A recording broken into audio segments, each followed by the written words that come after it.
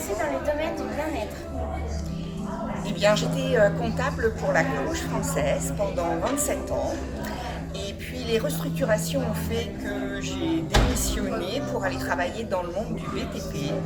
Mais le côté contact avec les personnes que j'ai pu avoir durant ces 27 années à la Croix-Rouge me manquait. Et j'ai découvert des formations d'acupressure, j'ai reçu plusieurs soins et je me suis dit, tiens, ça pourrait être une reconversion qui pourrait me convenir, autant pour le contact avec les personnes que le côté énergétique qui vraiment m'a beaucoup attirée. Comment définiriez-vous votre approche en quelques mots?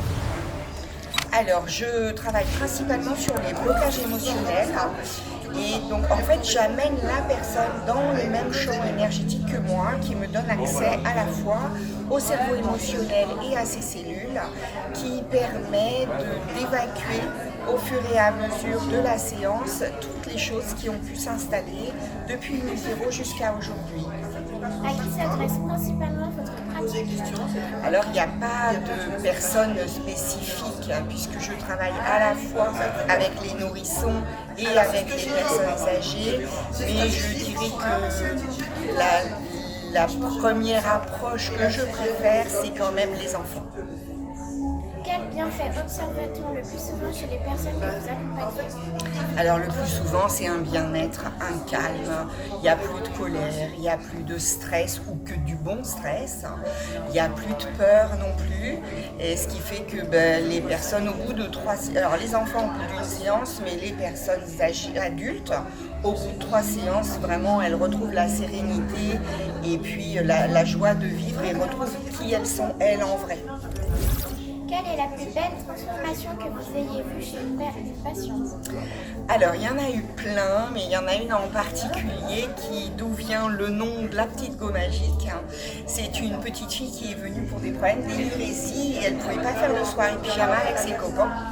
Et donc quand elle est venue, je lui dis écoute, t'inquiète pas, on va travailler et on va enlever tout ce qui te fait peur et qui fait que tu fais pipi au dos. Et puis tu viendras me redire comment c'est pour toi. Je vais utiliser ma petite gomme magique et puis tu me diras. Et un mois après, elle est revenue, alors que les enfants en général je les reçois qu'une fois, mais un mois après elle est revenue en me disant tu sais ta petite gomme magique elle a super bien marché, je fais plus pipi au lit, j'ai pu faire des soirées pyjama avec mes copines. Et là je cherchais un nom pour mon entreprise et d'où est arrivée la petite gomme magique. Comment abordez-vous une première séance avec quelqu'un qui ne connaît pas du tout votre discipline? Alors, comme j'ai expliqué au tout début, j'explique à la personne que je vais l'amener dans le même champ énergétique que moi, qui va me donner accès à la fois au cerveau émotionnel et aux cellules, parce qu'il y a une interaction chimique entre les deux. Je vais aller chercher, j'ai un cahier avec des listes de blocage, je vais aller chercher où est-ce qu'il y a un blocage. Et je vais le verbaliser. Le fait de le verbaliser permet de le ramener du cerveau émotionnel au cortex préfrontal qui se trouve là, qui est notre aspirateur à émotions. Et ça permet d'évacuer et que la personne ne retombe plus dans les colères ou les peurs sur lesquelles on vient de travailler. Quel petit conseil pouvez-vous donner à une personne stressée en ce moment?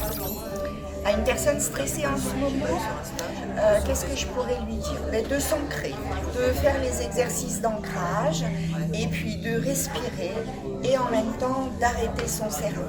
Alors pour arrêter son cerveau, c'est pas toujours facile.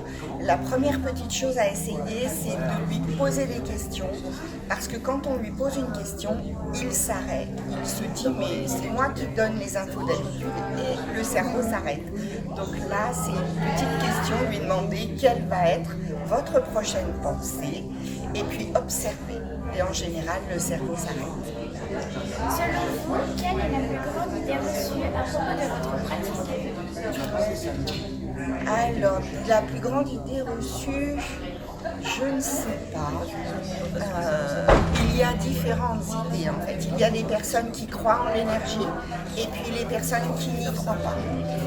Et alors pour les personnes qui y croient, il n'y a pas de souci, tout se passe bien. Alors les personnes qui n'y croient pas, ça se passe bien aussi. Et d'ailleurs, c'est pour ça que je me suis dotée de ces matériels, à la fois la photo d'aura et la biorésonance, pour montrer aux personnes qui ne croient pas en l'énergie humaine de se rendre compte qu'elle existe via la photo d'aura pour l'extérieur et la biorésonance pour l'intérieur. Merci. Merci à vous.